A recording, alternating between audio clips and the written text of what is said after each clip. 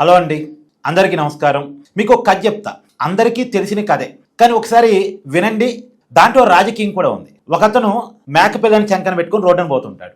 ఆ మేకపిల్లని చూసినటువంటి దొంగ బ్యాచ్ ఆ మేకపిల్లని ఎలాగైనా సరే దొంగతనం చేసి లేదు తమ వశం చేసుకొని దాన్ని కోసి కూర వండుకోవాలని ప్లాన్ చేసుకుంటాడు. అయితే దారిని పోతున్నాడు, అడిగితే ఇవ్వడు, లాక్కుంటే అతను అరుస్తాడు. చుట్టూ జనం వచ్చి దొంగతనాన్ని గమనిస్తారు, దేహశుద్ధి చేస్తారు. కాబట్టి లాక్కోవడం కంటే అడిగితే ఇవ్వడు కాబట్టి ఒక ప్లాన్ తీసుకుంటారు. తెలివిగా దాన్ని మన వశం చేసుకోవాలనుకుని ప్లాన్ తీసుకుంటారు. ప్లాన్ తీసుకొని దొంగల బ్యాచ్ ఒక 6-7 టీం ఉంటుంది. వాళ్ళంతా కూడా సపరేట్ అవుతారు. సపరేట్ అయ్యి ఇతను దారిని పోతా ఉంటే ఇతనికి ఒక అతను ఎదురొస్తాడు. దొంగల బ్యాచ్లోనే ఒకడు ముందు ఎదురొస్తాడు. ఎదురొచ్చి ఏంటి కుక్కని చంకన పెట్టుకొని పోతున్నావేంటి అని అంటాడు. ఇది కుక్క కాదు, మేక. కళ్యాణ దొబ్బాయా, కళ్యాణం కనబడటం లేదా, మేకను పట్టుకొని కుక్క అంటాడు. లేదు నువ్వు కుక్కని చంకన పెట్టుకుని పోతున్నావు, నీకే కళ్ళు కనపట్టలేదని అవతలవాడు బుకాయిస్తాడు. ఈ పిచ్చోడా, మేకను పట్టుకొని కుక్క అంటావు అని వీడి దాన్ని వీడు వెళ్ళిపోతాడు. సరే, ఈ దొంగల బ్యాచ్లోనే రెండో వాడు కొద్ది దూరం పోయాక ఎదురొచ్చి ఏంటి పెద్ద అయినా కుక్కని చంకన పెట్టుకొని పోతున్నావు అని అంటాడు. కుక్కని చంకన పెట్టుకొని పోవటం ఏంటి? వాడు అలాగే అన్నాడు, వీడు అలాగే అంటున్నాడు. వీళ్ళకి ఏమైనా బ్రెయిన్ దొబ్బిందా? వీళ్ళ కుక్కకి మేకకి తేడా తెలియదా?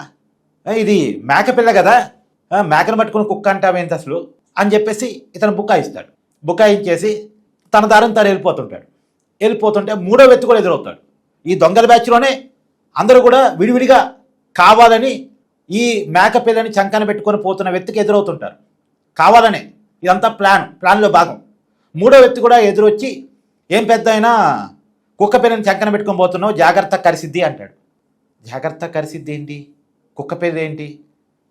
అతను ఆపి ఇది కుక్కపిల్ల కాదు కదా, ఇప్పుడు దాకా వాళ్ళు చెప్తుంటే వినిపించుకోకుండా వాళ్ళని తిట్టుకుంటూ ముందుకు ఎదురు ఆయన. మూడో వ్యక్తి కాడు మాత్రం కొద్ది ఆగి అతనితో మాట్లాడుతూ ఇది కాదు చూడు ఒకసారి, ఇది మేకపిల్ల, అందరూ కుక్కపిల్ల అంటారేంది, దీన్ని అరుపు కూడా వినొకసారి అంటే, అవును అది అరుస్తుంది, బౌబౌ అంటుంది, అది కుక్కపిల్లే, నీకెందుకు మేకపిల్లలాగా కనపడుతుంది, నీకేమన్నా కళ్ళు ఇబ్బంది ఉందా, నాకు తెలిసిన డాక్టర్ ఉన్నాడు చూపించుకుందు కానీ అని చెప్పేసి అతను ఎదురు బుకాయిస్తాడు మూడో వ్యక్తి. అలా ఎదురు బుకాయించేసరికి ఇతను కొద్దిగా డౌట్లో పడతాడు.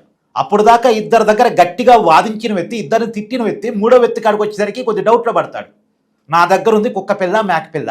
డౌట్లో పడ్డప్పటికీ కూడా అతనికి కళ్ళ ముందు కనపడుతుంది మేకపిల్ల అని. సో ఎంత డౌట్ ఉన్నా సరే ఇది మేకపిల్లరే అని మళ్ళీ కొద్దిగా ముందుకు వెళ్ళిపోతుంటాడు. కానీ ఏదో ఒక మూలన ఒక డౌట్. అప్పుడు నాలుగో వ్యక్తి కూడా ఎదురయ్యి ఏంటి కుక్క పిల్లని చంకన పెట్టుకొని పోతున్నావు, కుక్క పిల్లని నడిపించవచ్చు కదా అంటాడు. అదేంది వీళ్ళందరూ అసలు మేక పిల్లని పట్టుకుని కుక్క పిల్ల అంటున్నారు, నేనే తప్పుగా ఆలోచిస్తున్నానా అని చెప్పేసి ఒక్కసారిగా తన ఆ చంకలో ఉన్నటువంటి మేకను కిందకు వదులుతాడు. అది మేకే. 1-2 సార్లు చెక్ చేసుకుంటూ ఉంటాడు, కానీ అది మేకే, కుక్క కాదు. కుక్కని ఎదురొచ్చే ప్రతి ఒక్కళ్ళు కూడా కుక్క అని చెప్పేసి అనే ప్రయత్నం చేస్తున్నారు. సరే, అయినప్పటికీ కూడా మళ్ళా వదిలేసిన దాన్ని మళ్ళా చంకన పెట్టుకొని ముందుకెళ్తాడు కొద్దూరు. మళ్ళీ ఒక 5వ వ్యక్తి ఎదురవుతారు. 5వ వ్యక్తి ఎదురొచ్చేసి ఏంటి కుక్క పిల్లని పట్టుకొని పోతున్నారు, ఏంటి ఏమైనా కుక్క పిల్లకి, మాకు తెలిసిన కుక్కల డాక్టర్ ఉన్నాడు, ఏమైనా ఏంటి అని చెప్పేసి అతను అంటాడు. మళ్ళీ ఇతను కూడా కుక్క అంటాడేంది? ఇక డౌట్ లేదు, ఇది నాకు మాత్రమే మేకలాగా కనపడుతుంది, ఇది కుక్క పిల్లని అయి ఉండాలి లేదా దెయ్యం పిల్లని అయి ఉండాలి, నాకే కంటికి ఏదో అయింది. అందరూ కుక్క అంటున్నారు కదా, ఒకళ్ళు కాదు ఇద్దరు కాదు, ఇప్పుడు దాదాపు 5 మంది అన్నారు. అంటే ఇది ఖచ్చితంగా కుక్క పిల్ల అయి ఉండాలి, దెయ్యం పిల్లని అయి ఉండాలి. నాకు మాత్రమే ఇలా కనపడుతూ అందరికీ ఇంకోలా కనపడుతున్నటువంటి దెయ్యం పిల్లని అయి ఉండాలి. వెంటనే దాన్ని రోడ్డు మీద వదిలేసి తన దారిని తరలిపోతాడు.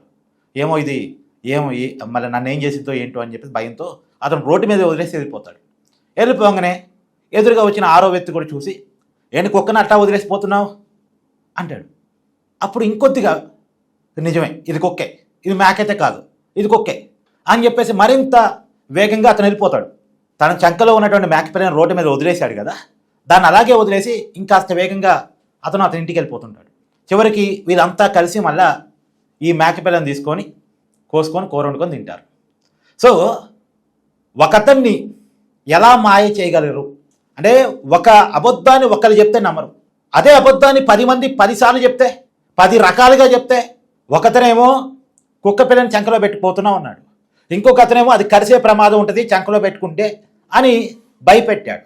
ఇంకొక అతనేమో కుక్కకి ఏమైనా అయిందా, వైద్యం చేయించాలా, ఎందుకు చంకలో పెట్టుకుపోతున్నాం అని దయ కరుణ చూపించాడు. సో రకరకాల మార్గాల్లో అతను నమ్మించడానికి ప్రయత్నం చేసి మొత్తానికి సక్సెస్ అయ్యారు. ఇప్పుడు వైసీపీ చేయగలిగింది ఇదే. వైసీపీ చాలా సక్సెస్ఫుల్గా చేస్తుంది కూడా అదే. ఒక విషయాన్ని ఫస్ట్ వైసీపీ నమ్మించే ప్రయత్నం చేస్తారు, వాళ్ళ పేపర్లో రాస్తారు, వాళ్ళ డిజిటల్ మీడియాలో ప్రచారం చేస్తారు. తర్వాత అదే విషయాన్ని వైసీపీ నాయకులు మాట్లాడుతూ ఉంటారు. పైగా వాళ్ళు ఏం చేస్తారు, అదే విషయాన్ని తెలకపల్లి రవి గారి చేత, ప్రొఫెసర్ కె నాగేశ్వరి చేత, జర్నలిస్టు సాయి చేత, ఇలాంటి కొంతమంది వాళ్ళకు అనుకూలంగా ఉన్నటువంటి బ్యాచ్ రోజు జగన్మోహన్ రెడ్డి కోసం మాట్లాడకుండా నేషనల్, ఇంటర్నేషనల్, ఇతర అంశాలు మాట్లాడుతూ అవసరం వచ్చినప్పుడు జగన్ కోసం మాట్లాడే బ్యాచ్ అంటూ ఒకటి ఉంటుంది. వాళ్ళ చేత మాట్లాడిస్తారు. ఒక్కొక్కరు ఒక్కో రకంగా జగన్మోహన్ రెడ్డి చెప్పిందని సమర్థిస్తారు. చెప్పినప్పుడు జగన్మోహన్ రెడ్డి గారు చెప్పేది అబద్ధం అని అప్పుడు దాకా అనుకున్న ప్రజలంతా కూడా ఇది నిజమేమో అనుకునేటువంటి అవకాశం ఉంటుంది. అందరూ నమ్మకపోయినా చాలామంది నమ్మే అవకాశం ఉంటుంది. అందుకనే ఒక అబద్ధాన్ని వైసీపీ చాలా సక్సెస్ఫుల్గా నమ్మించగలుగుతుంది, చాలా సక్సెస్ఫుల్గా. ఇప్పుడు మీకు కావాలంటే కొన్ని ఉదాహరణ చెప్తాను నేను. గొడ్డలి పోటుని గుండెపోటు అని నమ్మించే ప్రయత్నం చేశారు. ముందుగా జనం నమ్మారు.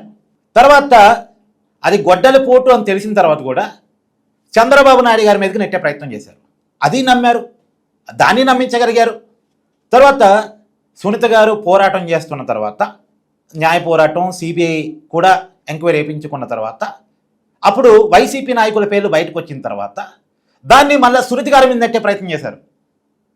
వివేకానంద రెడ్డి గారి కుటుంబంలోనే ఏదో గొడవలు ఉన్నాయి, వాళ్ళకి పడట్లేదు, ఆస్తుల కాడు గొడవ వచ్చింది, సునీత గారే ఏదో వాళ్ళ తండ్రిని చేపించారు అని కూడా చెప్పారు. దాన్ని కూడా కొంతమంది నమ్మారు. అందరూ నమ్మకపోయినా కొంతమంది నమ్మారు. చివరికి ఏదో కత్తితో దాడి జరిగితే దానికి కోడి కత్తి సీను పెద్ద జగన్మోహన్ రెడ్డి గారిని చంపే ప్లాన్ జరిగిందని చెప్పారు, నమ్మించారు, నమ్మారు జనం. ఒక పింకు డైమండ్ తిరుమల తిరుపతి దేవస్థానంలో ఉండేది, అది దొంగలించబడింది, చంద్రబాబు నాయుడు గారి బెడ్రూమ్లో ఉంది, లేదు బ్రాహ్మణి గారి మెడలో ఉంది అని చెప్పారు. దాన్ని కూడా జనం నమ్మారు. నమ్మేలా వైసీపీలు చేయగలిగారు.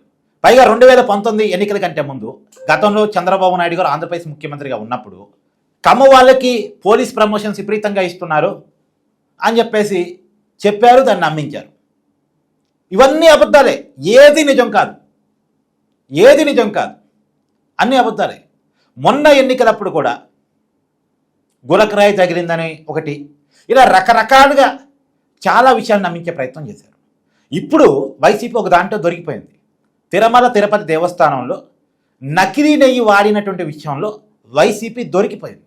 సరే, షాషీట్లో వైసీపీ నాయకుల పేర్లు రాకపోయి ఉండొచ్చు, వాళ్ళు సేఫ్ గార్డ్ అయి ఉండొచ్చు, కానీ వైసీపీ ప్రభుత్వం అధికారంలో ఉన్నప్పుడు తిరుమల తిరుపతి దేవస్థానంలో టీటీడీ పాలక మండలి టెండర్ చెప్పినటువంటి బోలేబాబా డైరీ ఉత్తరాఖండ్ ఏదైతే ఉందో వాళ్ళు, ఏఆర్ డైరీ కూడా, తమిళనాడు సంబంధించిన ఏఆర్ డైరీ కూడా, వీళ్ళు నకిలీ నెయ్యి సప్లై చేశారు, కెమికల్ నెయ్యిని సప్లై చేశారు అని సుప్రీంకోర్టు నియమించినటువంటి సిట్ కమిటీ కోర్టులో ఛార్జ్షీట్ దాఖలు చేసింది. ఆ ఛార్జ్షీట్ ఆధారంగా వైసీపీ దొరికిపోయింది. దొరికిపోయినప్పుడు ఏం చేయాలి, బుకాయించాలి, దాన్ని డైవర్ట్ చేయాలి. ఆ డైవర్షన్ పాలిటిక్స్లో భాగంగా ఇప్పుడు ఆ ఉత్తరాఖండ్ బోలేబాబా అనే పేరు ఉంది కదా, ఆ బోలేబాబా అనే పేరుతోటి హెరిటేజ్కి సంబంధం పెట్టడం. లేదు, ఇండాపూర్ డైరీ, నిజానికి హెరిటేజ్ డైరీ కంటే చాలా పెద్దది, చాలా పెద్దది, కానీ ఇండాపూర్ డైరీ ఏదో హెరిటేజ్ డైరీది అన్నట్టుగా ప్రచారం చేయటం. ఇలా రకరకాల ప్రయత్నాలు చేస్తూ, అంటే వాళ్ళు ఎదురు బురద వేస్తూ ఉంటారు. తమకు బురద అంటే ఏంది, అవతల బురద వేస్తూ ఉంటారు. ఈ బురదను టీడీపీలకు అడుక్కుంటూ ఉండాలి. హిందాపూర్ డైరీకి హెరిటేజ్ డైరీకి సంబంధం లేదు అని ఒకసారి చెప్పాలి. ఆ హెరిటేజ్ డైరీకి బోలేబాబాకి సంబంధం ఉన్నా సరే ఆ బోలేబాబా ఈ బోలేబాబా కాదు, బోలేబాబా డైరీలు 2-3 ఉన్నాయి. ఈ ఉత్తరాఖండ్ బోలేబాబా అసలు డైరీనే కాదు, వాళ్ళకి పాలసేకరణ లేదు, వాళ్ళతో హెరిటేజ్కి ఎలాంటి సంబంధాలు లేవు. వైసీపీ ప్రచారం చేస్తున్న బోలేబాబా వేరు, వాళ్ళు రాజస్థాన్కి సంబంధించిన వాళ్ళు, ఢిల్లీకి సంబంధించిన వాళ్ళు పెట్టినటువంటి కంపెనీ వేరు అని టీడీపీలు కడుక్కుంటూ ఉండాలి. నిజానికి సాక్షి పేపర్లో ఒక 2 రోజుల క్రితం ఒక వార్త వచ్చింది, బోలేబాబా డైరీకి హెరిటేజ్కి సంబంధం ఉందని వచ్చింది. దాన్ని హెరిటేజ్ వాళ్ళు ఖండించారు. Even though Bhole Baba milk fruits private limited company వాళ్ళు కూడా ఖండించారు. వీళ్ళు రాజస్థాన్లో ఉంటారు.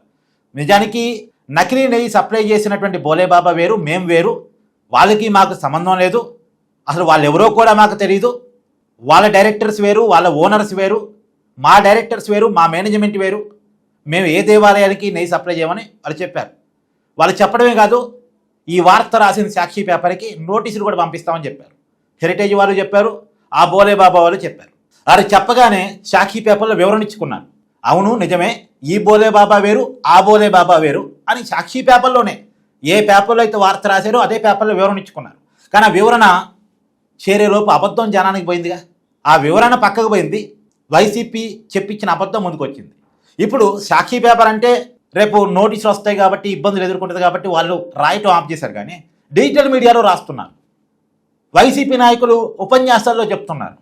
శాసన మండలిలో వైసీపీ నాయకులు గొడవ చేస్తున్నారు. ఎంత గొడవ అంటే మన బొత్స సత్యనారాయణ గారు ప్రెస్ మీట్ పెట్టారు. ఇండాపూర్ డైరీ, హెరిటేజ్ డైరీ ఒకటే అని చెప్పడం కోసం ఆయన పడిన తాపత్రయం మామూలు తాపత్రయం కాదు.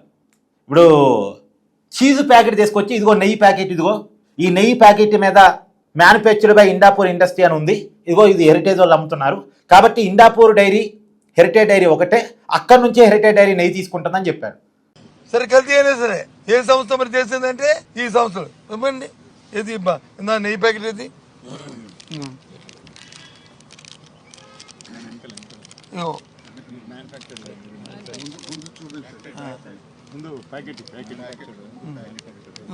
కనిపించలేండి ఇక్కడ, ఇంకో మ్యానుఫ్యాక్చర్ చింతాపురం, ఇగో హెరిటేజ్, ఇగో హెరిటేజ్ హెరిటేజ్ హెరిటేజ్ ఇంక అన్నీ చెప్తాం, అన్నీ చూపెడతాం, అన్ని వ్యవస్థలు అన్ని చూపెడతాం, ఒకటి కాదు.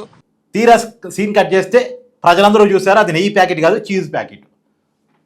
అప్పటికే హెరిటేజ్ వాళ్ళు ప్రకటన జారీ చేసి ఉన్నారు, మేము చీజు, పన్నీరు ఇండాపూర్ డైరీ నుంచి మ్యానుఫ్యాక్చర్ కోసం ఆర్డర్ ఇచ్చే మాట వాస్తవమే, వాళ్ళతో మాకు బిజినెస్ టు బిజినెస్ సంబంధాలు ఉన్నాయి, అంతకుమించి మాకు వాళ్ళకి సంబంధం లేదు అని హెరిటేజ్ వాళ్ళు ప్రకటన జారీ చేశారు.